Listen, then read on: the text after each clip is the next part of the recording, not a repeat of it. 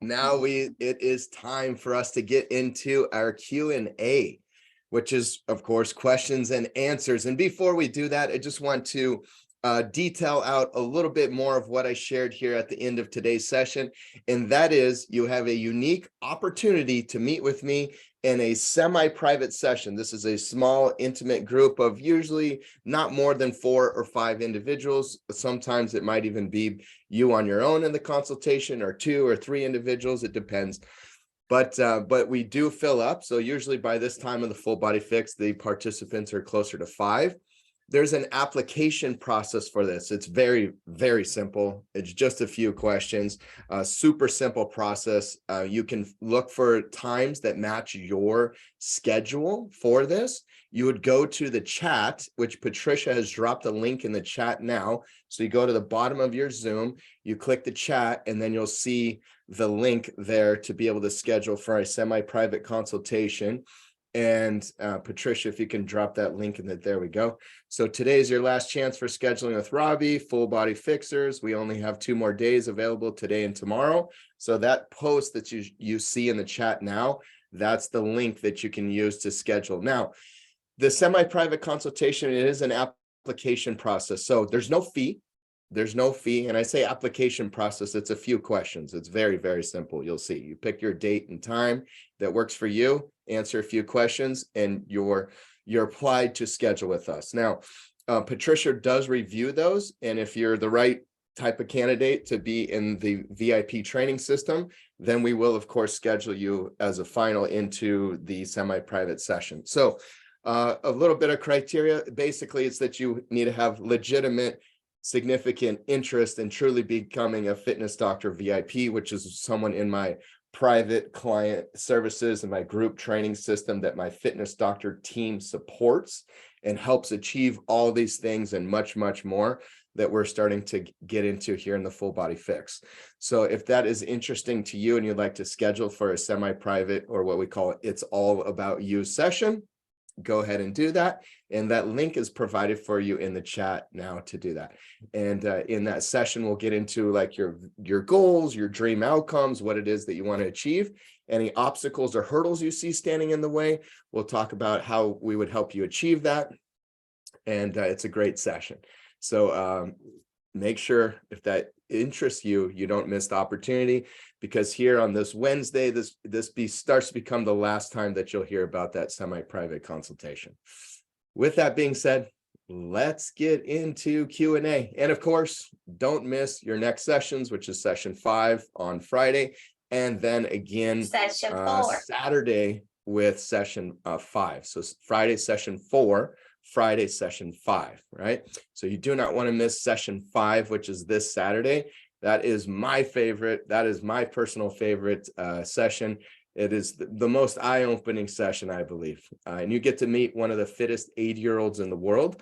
And so it's always really cool to hear from him. So definitely don't miss the Saturday session. With that being said, let's get into questions and answers. And how do you participate in questions and answers? Not everybody's totally familiar with Zoom, so let me help you out. So in the bottom of your Zoom, that screen image thing on the computer that you're looking at right now, on the bottom, you have a microphone and a camcorder image. And then as you scroll through the bottom of that Zoom toolbar, as they call it, you'll get over and you'll see something that says reactions. So it's like a smiley face with a plus sign on the head. That's reactions. If you click that, a box will open, and then you click raise hand. So you scroll bottom of the Zoom toolbar, reactions, click raise hand, and then your digital hand raises like this. And then I know you have a question that you want to ask me. Okay. With that being said, first up, I get to connect with Angela here. And just one more thing, if you don't want to communicate, public speaking isn't your favorite thing, and you don't want to be on the Zoom stage with me, you can always write your question in the chat too. I much prefer to connect with you like this. But if you don't want to do that, you can also write your question in the chat. With that being said, hello, Angela. Welcome. Hi, Robbie. I want to know the neck area. I seem to have spondylosis. So sometimes I feel this arm feeling smothered, just can't have tight things on it. So I feel that the alignment in my neck is off. So are you going to do exercises for the neck? I know we went up to the shoulder, the thoracic area today. Yes, we are going to talk about the neck on Friday in the 4th session of the Full Body Fix. That's dedicated to shoulders and neck in the 4th session. Yeah. Okay. Any other questions, Angela?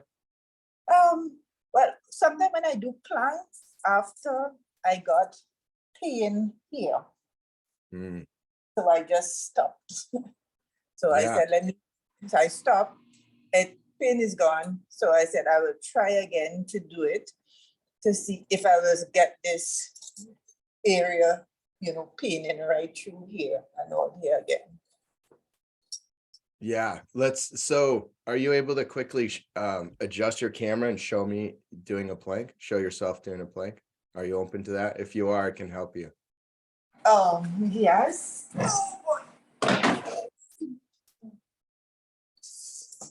It's always good because others learn a lot from this type of thing as well. So that's just. I don't know. Are you seeing the floor? Yeah. Oh, almost. Bring the camera down a little further. Perfect. Yep. That should be about perfect. Then it might fall. Just. You getting it now? I think it'll work. I think it's gonna. Yep. Yeah.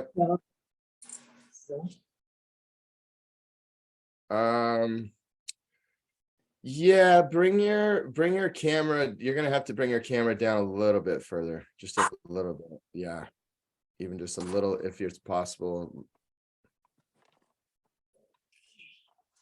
There you go. Yep, there we go.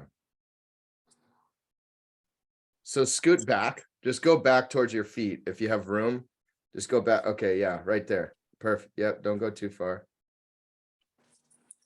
Yeah.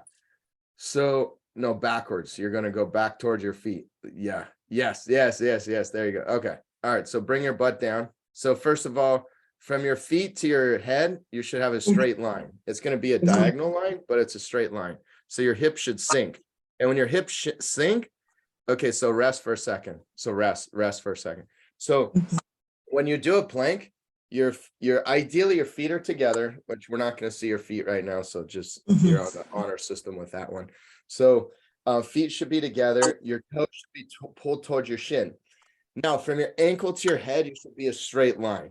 It's diagonal because your ankles are going to be lower than your shoulders get you. Okay. So then in your pelvis, it becomes really important. And after watching today's session, you know some of the reasons why. So in your pelvis, the first thing you want to do, male and female, but especially as a female, and this gets a little bit more personal and graphic, is your pelvic floor muscles. So this is all the muscle around your pelvic region between your thighs. You actually want to do like a Kegel. So you're drawing up with your pelvic floors, right? Are you familiar with what a Kegel is? No. Okay. All right. So you're contracting like the uterus wall, and you're drawing in like your rectum and your pelvic floor tissues. This is actually really important, right? Because 50%. Go ahead. You're squeezing your butt in, like it's more than your butt. It's actually your pelvic floor tissues. So it's like if you had to pee really bad and you're like trying not to pee your pants and you're squeeze those muscles. Those are some of the muscles that I'm talking about. Yeah, because 50% of women over the age of 60 have prolapse. Their organs literally start to fall through their orifice, which is obviously not good. So plus it supports the pelvis, it aligns the pelvis, which then aligns the lower back. So once you get into a plank, that's the next thing you want to do. Then yes, after that, I would say pelvic floors. After that, now we get glute or butt muscle contraction. Next, you're going to both draw the abdomen inward, like concave, and contract. And that's the next thing. Now that alone is going to create all the other spinal alignment. Those key elements will align the rest of the spine. So when you get back into position, I want you to think about that, and then I'll talk you through the rest. Good. Sink your butt down. Sink your butt down and try to really think about all the things I just shared with you. Okay, perfect. Yep, drawing the abdomen nice and strong. Okay, bring your head up because you want your cervical spine to be in line like this. Like just draw your chin back, comfortable chin tuck. Like that, not like that, just like straight back. Yep. Good. Okay. So now you need to reach away from the floor with your elbows. Reach away from the floor with your elbows. Yeah. Reach. I know it Out? gets hard. Yeah. You reach So out? like When you say- this. So pretend I'm on the floor. Mhm. I'm going to do this. It's not a big motion. It's what we call scapula protraction. Scapula protract. So this is retraction, right? Or shoulder blade reach or scapula retract. I want you to scapula protract, right? So scapula protract like this here. And that gets all the shoulder girdle muscles and all the muscles that support the shoulder girdle, that gets them into position. Which is like, Yeah, but and you want your elbows underneath your shoulders, so definitely don't be like going out like this. And then reach into the floor, like there's a scorpion on the floor, and you're trying to like, oh my goodness, like you're trying to stay away from it. That's how I want you to think about it. You're reaching away from the floor with your elbows. Reaching into. Another way to say it would be you're reaching into the floor with your elbows. oh, so I have to lift my hands. I don't No, know. your hands will stay down. Your hands are like this, and you're reaching into the floor. This. Okay. Oh. Yes. Yes. Yeah. Now that's a much more stable plank, right? That's how you want to do a plank. Okay. Do you feel a difference in your shoulders? Do you feel more stabilized? Yes. Okay, because if you're not, then your shoulders are sinking in and they're putting a lot more pressure on tissues that aren't really supporting you. Yeah. So when you do a plank like that, it actually trains all your postural muscles, your butt muscles, all your core muscles, your shoulder stabilization, your rotator cuff. So plank, when done like that, is really, and as you can see, it's a lot harder, right? So this is really the big difference between doing like proper body alignment and proper muscle activation. Two people doing a plank, one could be getting like 30% of the benefit and even doing some negative things to their body, while this person's getting like 300-400% more benefits and having no negative impact on their body, just because of all the alignment and it's two things: alignment and muscle activation. And now everybody saw like, well, they understand alignment probably pretty well, but then now you understand muscle activation, the things you really want to activate and use.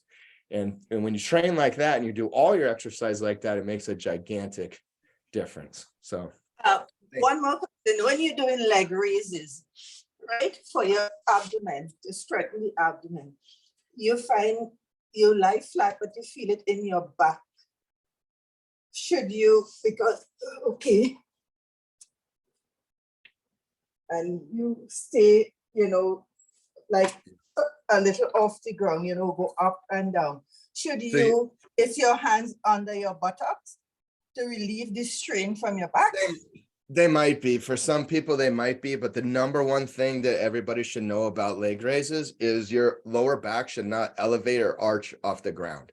So if you're bringing your legs down and you cannot keep your lower back down, then you should not bring your legs down that far. It's too much stress on your lower back. So only bring your legs down to the position that your lower back can stay on the ground. Okay. Right. So that's, Thank you. You're very welcome. Thank you for participating. I put a link for you, Angela, so you can watch a video with Robbie explaining in detail the plank. Okay, so it's in the chat. Okay, thank you. You're welcome. Okay. And hello, Marianne. Welcome to you.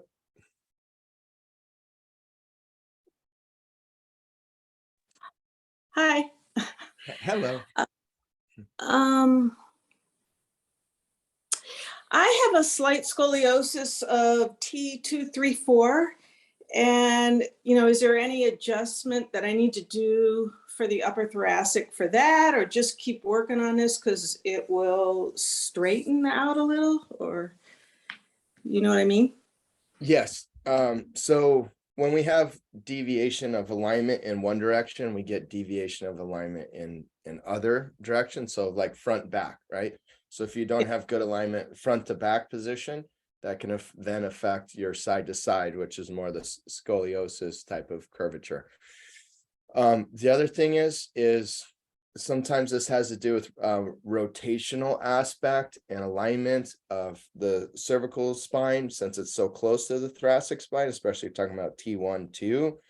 Okay. And so you want to look at your cervical, which we're going to be looking at on Friday, and then also improving your thoracic rotation, which is really like a next level layer of teaching. Thoracic rotation is really important, but you have to do it in a way that you don't rotate your lumbar, because that's the big thing. The lumbar spine is not designed to rotate significantly. In fact, is really interesting what the research shows us, and we'll come back to talk about thoracic in just a second, because this all plays in. So lumbar spine, what we see in research is that the past about 2.5, 3 degrees of rotation of the disc in the lumbar spine. Beyond that capability of rotating the lumbar spine per bone disc bone interface, past about 2.5, 3 degrees, most people increase symptoms and pain in their lower back, which is really interesting. In other words, like the lumbar spine isn't really designed to rotate that much, but the thoracic spine rotates like 3.5 degrees each, right? And there's 5 bone disc bone interfaces in the lumbar spine and 12 in the thoracic spine. So you start thinking about that, like in more thoracic rotation within reason is usually produces less symptoms and more functionality. And the reason why is because the way the facet joints are actually aligned on the thoracic spine, they're actually designed with a gliding mechanism, and it's actually designed for rotation, where the lumbar spine has a block. It literally designed with a block to not rotate too much. So the lumbar spine is designed to be stable and aligned, and the thoracic spine is designed for rotation. Well, when you rotate, you're also extending.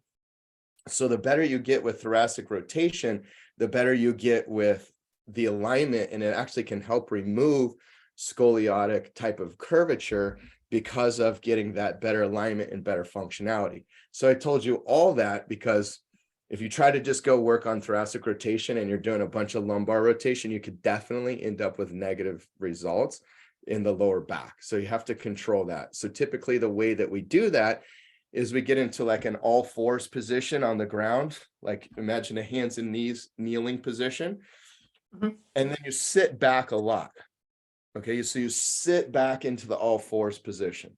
And the reason why is because you're flexing your hips. So your knees coming like towards your chest. And Okay. when the hip's in that position, it limits the amount of lumbar rotation. Then you can do things like bringing the hand to the chest, and you're on all fours position, and you're rotating open, doing this type of thing. You can also put the hand behind the head. I would suggest starting with the chest. You can do that for multiple reps on both sides, and you're going to start getting better thoracic rotation while limiting lumbar rotation so you don't get negative symptoms. So, I'm pretty flexible. So don't come all the way into like that yoga position, but stay up onto the knees, right? And then work it, but make sure that the pelvis is rotated. That would be what, posterior? Yeah, When it is going to be slightly posterior. Oh, Yeah. okay. And if you want, I don't know if you're set up for this now, if you want to do, but if you do, I could watch you do a couple reps. I don't know if I can get my iPad the right angle, honestly. Well, here we go. Yeah, that's close enough. Yeah, so Oh. people have an idea. So you're in all fours, and now I want you to sit back towards your heels. Yes. So when I talked about hip flexion, like your hip is increasing the angle. So that's good. So this is going to limit your amount that your lower back will rotate. So you can sit back a little more. a little bit more. Yep. Awesome. So now And all I then want you this- to do is just take one hand from the ground. So take one hand from the ground, put it on your chest and open. And just And- comfortably look and rotate with your head. Yep.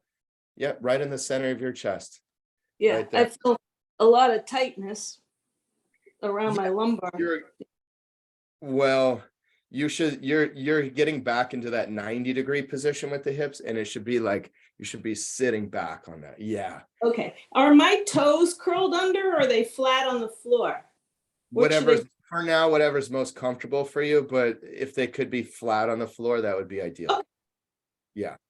And then what you want to do is reach. So if you're like this, reach under this other arm. So now you're getting this opposite direction rotation. And then when you come to here with your hand, Mhm. pause, draw your shoulder blade back and down, Okay, and then rotate. Yeah, it's gonna feel a little stiff. Yeah. And you want to Okay. sit back on it. And it's not Yeah. here. Your hand's not here. It's here. oh. Okay, Yeah, Yeah. not here. It's in the center of your chest. Yeah. I just have an obstacle, but okay, I get Yeah. it. Okay, and So then it's- the center. I can see and it then- looks a little awkward for you right now, but I think after you practice the motion and you're not like on camera and you get a feel for it, here's really the takeaways. In all fours, sit back, Mhm. reach through, hand to the chest, scapula goes back and down. Why? Down, Because what most people are gonna do, they're gonna get all this extra, like, we're not trying Yeah. to do all this other stuff. So we want to lock out that motion by drawing the scapula down and back. So now Okay. it's only thoracic rotation. And you're not gonna probably have a ton of rotation. It's going Yeah. to be pretty minimal, and you just Okay. comfortably look with it. Now you're getting cervical rotation, you're getting thoracic rotation, and that can actually improve mobility in those areas, and it'll help align your spine. And when I pull through this way, make sure that I bring the scapula down on that one too. When I Yeah. go, Oh, well, when you go under, you let your shoulder blade go. You let it go towards Oh. protraction. You let it come out and around and get some good mobility. You come back to Okay. here, shoulder blade goes down and back, and then you Okay. comfortably rotate open. And then next layer, look at how much mobility you have doing this on the left versus doing this on the right, and work towards matching, because where you have asymmetries or deficiency on one side, that's going to be part of what's putting you into that misalignment and potentially creating some of that scoliotic curvature. okay. I have one more question. I am a sloppy side sleeper. I don't know how to train myself to sleep on the back because I'm not comfortable. So do you have suggestions? I mean, should you be totally without a pillow? My pillow's not very high, but Sleeping on your side, you said, is that what you? I usually sleep on my side. I have a pillow under my leg, but my leg is, my knees slopped over and on the pillow. And I think from being pregnant, I used to do that under my belly, so I'm wondering, and that's how I'm comfortable. And I flip, of course, all night long, but I don't know how to get myself on my back because I'm just really not comfortable. So do you have a suggestion?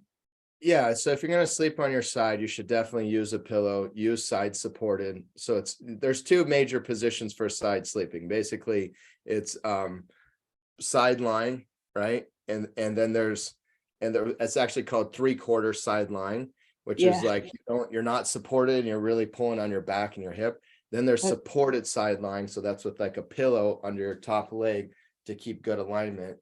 And Yeah. then your pillow for your head, you want to stay like this. Like you don't want to Right. be like this nor like this. There's some issues that happen, like crunching the shoulder all night and stuff. Yeah. Yeah. You end up having to like, do I want more sleep or do I want to try to be biomechanically optimized position while sleeping? And quite honestly, even though I'm the biomechanical optimization expert, I'd say get your sleep first. So and Yeah, then let's work on what's the best position we can have in that. Mhm. But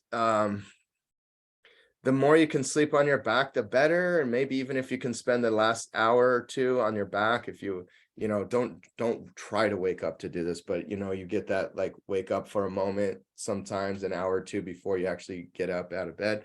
Just try to lay on your back, try to relax, open the arms and palms. And it's really good for your spine. Okay, thank you. You're welcome. And hello, Pete, and welcome, sir. And you are a VIP now. So big, huge, warm, loving welcome to you, my friend. We're going to make some huge progress together. Thank you. Yeah, and I'm looking forward to that. And you just answered a few of my questions about these exercises helping my scoliosis, which is great. And I want to thank you for explaining all the whys and the hows, and it helps me learn so much, and want to continue and make it grow, because now I know really what's happening and why it's like this and how it can be different. So thank you. You're so very welcome. Yeah, that's the why is huge. I always talk about the why because like I mean, I know and I think most humans are this way. Like if you know what to do, it's, and some people, I get it. Like my wife, Patricia, is this way. Like, I don't like, she likes to know the whys, but just tell me what to do. I don't want to know all the whys. And there's those individuals. And so I try to create things so that it applies well to those individuals. But most people who are attending the Full Body Fix, they want to know the why too. So the why builds purpose, because like you're saying, you know, you feel that, you know, all the reasons behind why you're doing it. And then it gives you drive and motivation of why you're doing it. And it just makes it so much more impactful, and it connects the mind with the body. So It does. yeah. Thank you. You're welcome, sir. Absolutely. And again, big warm welcome to you as a VIP. Thank you. Looking forward to our journey together. Me too. Cheryl, hello, welcome to you. I'm going to give you a link to share your camera if possible. Yep. Awesome. And another VIP. All right. Welcome to you. No, I know. Okay. Oh, somehow you got muted. Hold on one second, Cheryl. Am I unmuted now? Yes. Yep. Perfect. Okay. Okay. Everything. I'm a why person. I like to know how things work because it makes more sense. Right. Now, when I always could do the plank. I loved planks, but I couldn't do it today. It was pulling on this right in through here. Really, it hurt. So I stopped. The only way I could do it was to bend the knees. I mean, I love downward facing dog, but I haven't done that in some time because I got off, exercise. But I don't know whether it's a combination of my neck and yes, sleeping on the side with a towel popped up like that. It has, I've re-injured. I think I put strain on this. I always wake up on my back. I mean, I have yet to go to sleep on my side and not wake up on my back. So I'm just going to have to start sleeping on my back. It'll be better. Yeah. But So I don't know. We're going to have to work on this.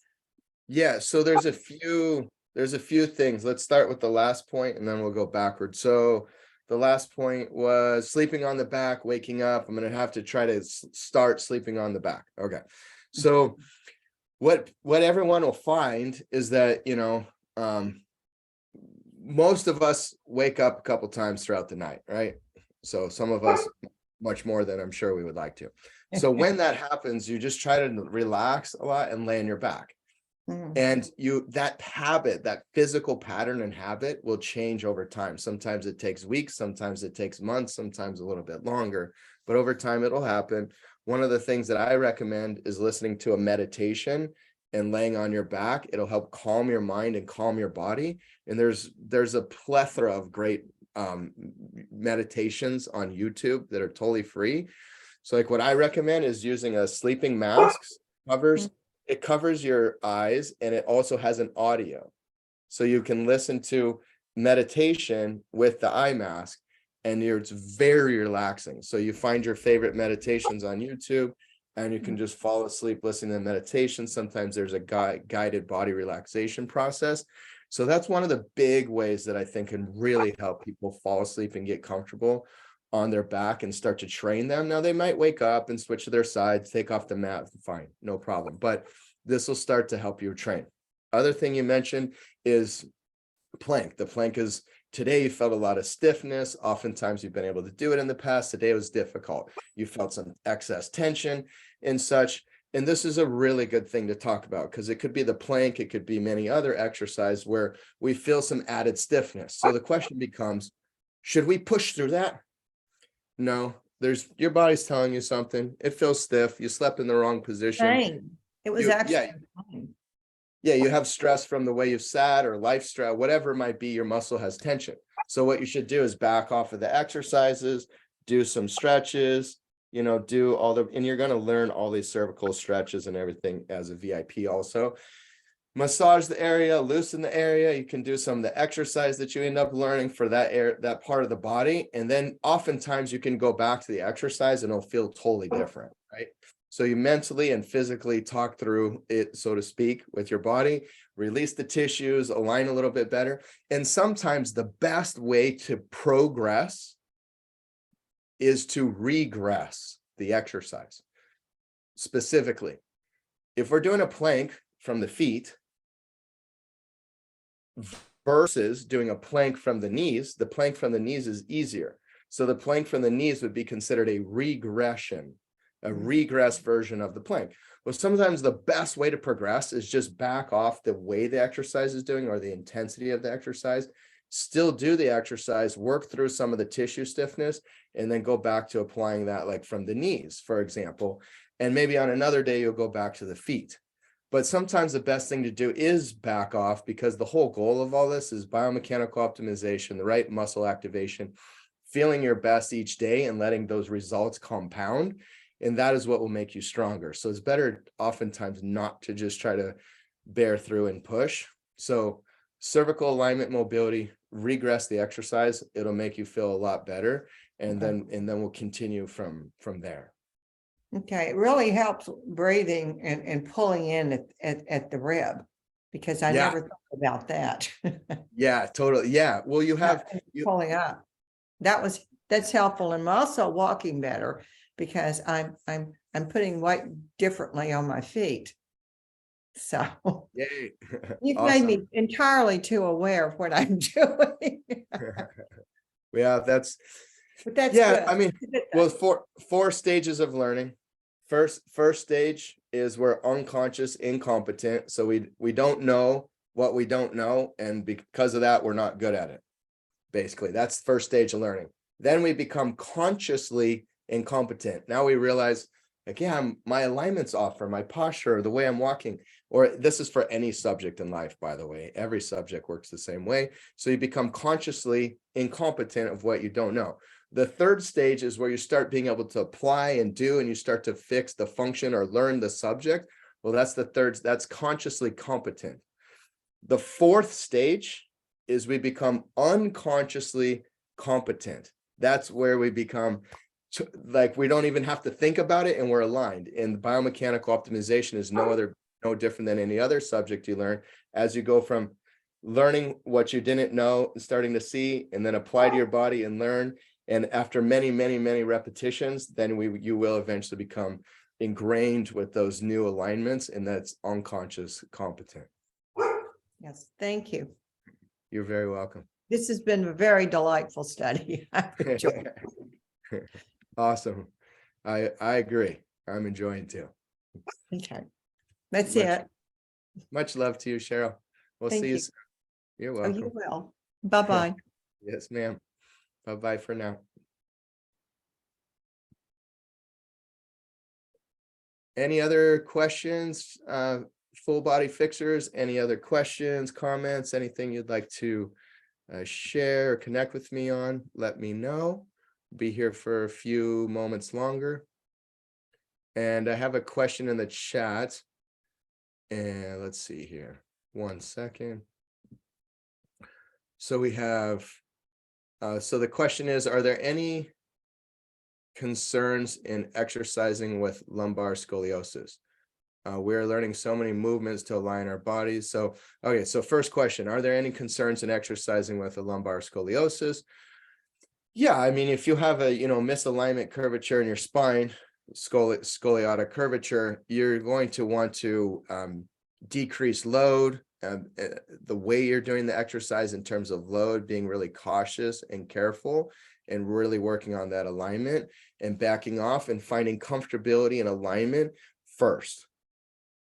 And then you start to push the exercise with range of motion and or load and, depth of like lunge or depth of squat and that type of thing. But you always start with the perfect alignment, decrease range of motion, and then slowly with comfort, fine. So you're just going to, for that part of your body, just stay even more comfortable, right? So, and that's really the best way to keep you safe.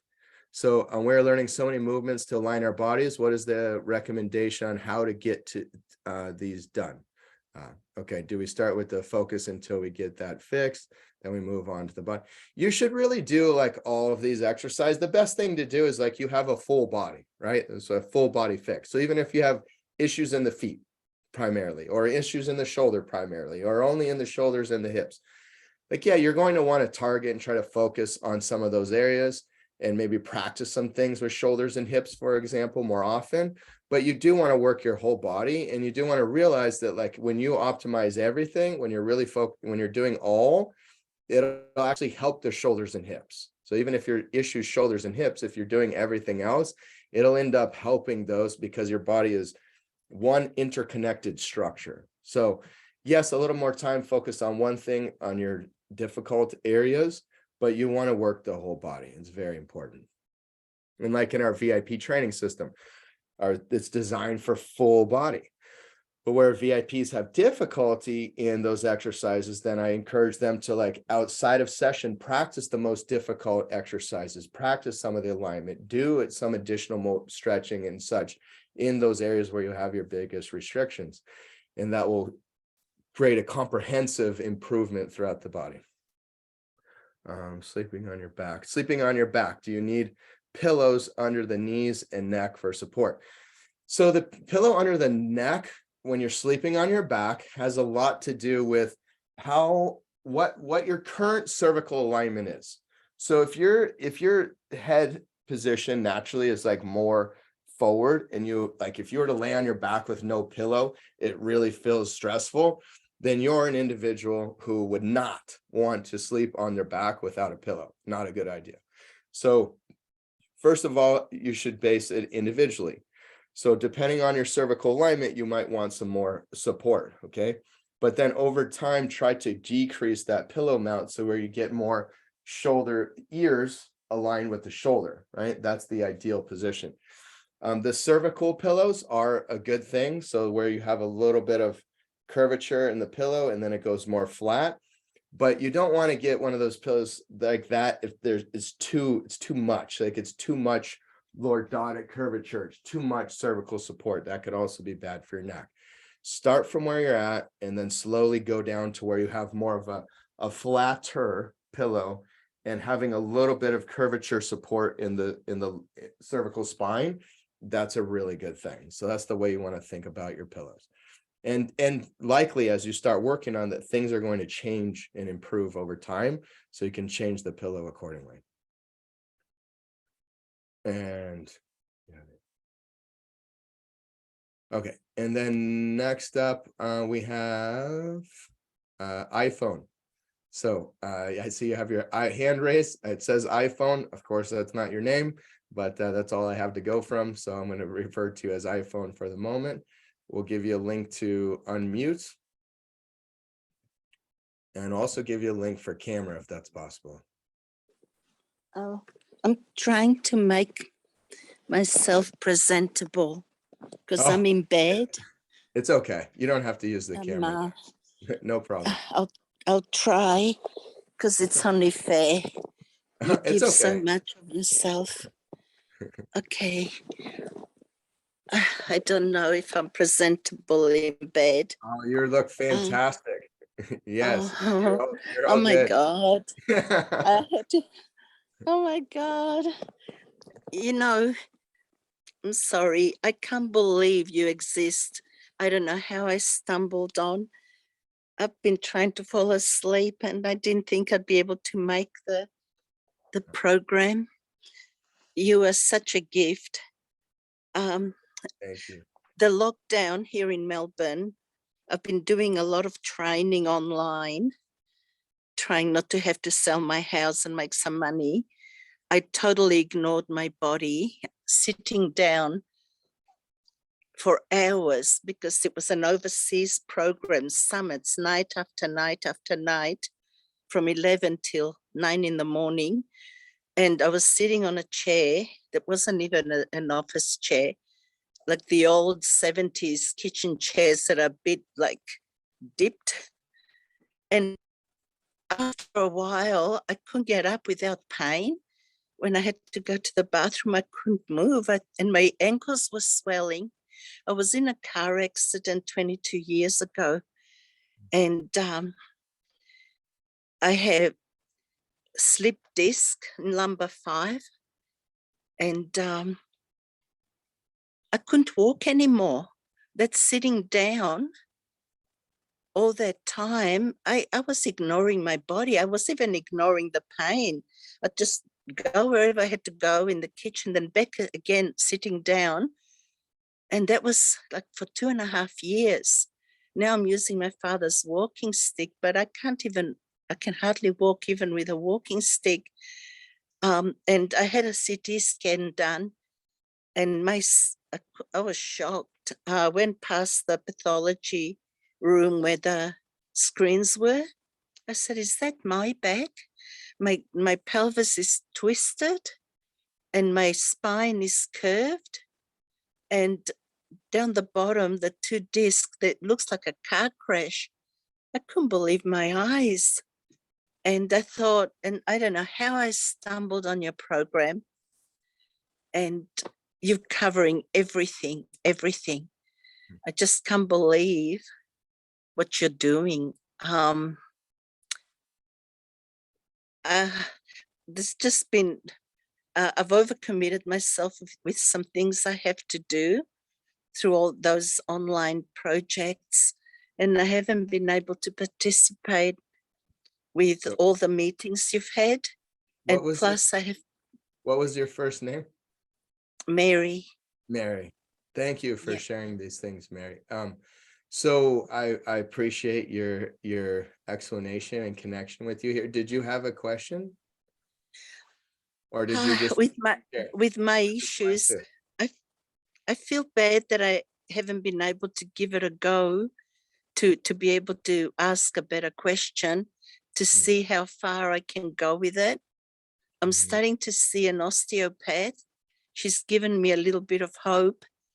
I'm 60, I just turned 69 and I can't believe where I'm at when you can't walk.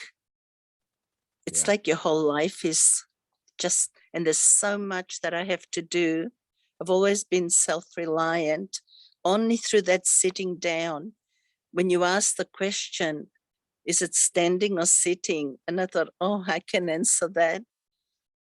Only through that sitting down aggravated the car injury. Oh yeah. Oh yeah. My foot was on the brake. I could see this person coming head on and I slammed my foot on the brake.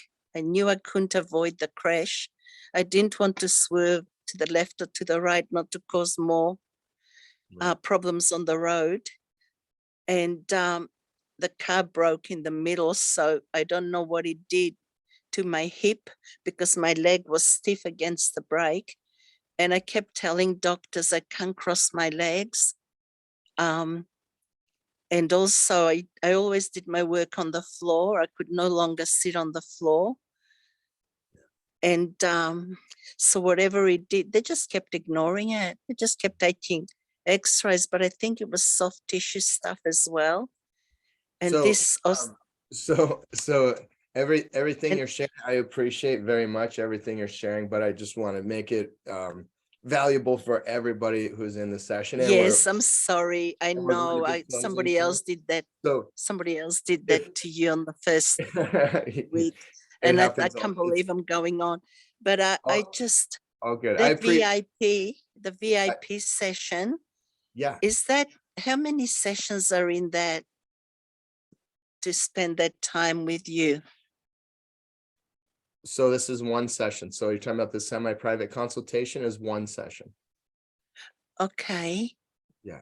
Someone with like my issues, what would you suggest? So it's a good question. So when yeah, I'm glad you asked that. So the number Oh one my- thing, to all of this is our mindset and our mental state and the way we look at physical activity and our willingness to take action and our willingness to do those things. That's the number one thing. Because if you don't have that, I can give you the best plan in the world. You're not going to follow it. It doesn't matter. It doesn't matter. So the number one thing is the mindset around those things. Not saying you don't have or do have or anything. I'm just saying, well, that's the most important. So listening to you share, you know, most of us humans at some point have some kind of fall or accident or injury or some issue. And if we let that like beat us, it will get worse and worse and worse, and it will become more and more debilitating. So what I really suggest is find all the ways to move and be functional and be active that you can, because biomechanics are important, but so is your physiological fitness. In other words, your overall capability and fitness. And this all leads into your function and the way you feel literally about yourself, about life, happiness. Like all these things they're all intertwined. You can't really separate them.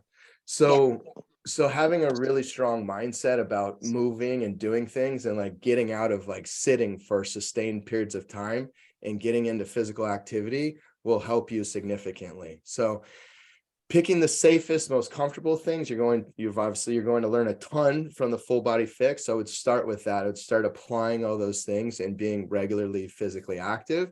Another thing I would really encourage you to do is, if you have access to it, if you have access to a pool, right? If you have access to water where you can get in water and exercise, when you have a lot of issues going on in the body, one of the best ways to help your body recover, and especially in terms of getting some endurance, but not having excess stress on your body, is to exercise in water. So combine all those things, exercise and water. You know, I would definitely invest in things that are forward thinking, life building, energy building type of like audio books or audio programs, that type of thing, because you get to connect with other humans that are building your energy, building your I can do type of attitude. And those things, that changes your life. That makes a huge, and when you put it all together, that will change your life. So that would be my recommendation for you. I buried my parents 3 weeks apart. I was their carer and I shut down. So that's a huge issue. And you're right about mindset, because that is huge for me. I haven't even grieved for them yet, and that's been years. And it's just a whole pile of stuff that ended up. But I totally agree with you that it's got to be a wholeness thing, not just the physical. Yeah. Can I just say what a gift you are? Thank you. I can't believe I don't even know how you exist. I mean, I was praying, and then you appear, and you've given me so much hope.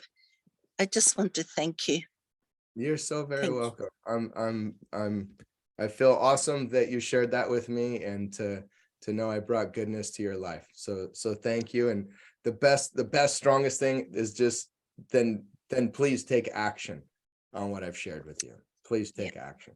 Yeah. Thank you so much, Robbie. You're welcome. You're very welcome. Much love to you, Mary. Much love to you. Thank you. Bless you. Bless you also.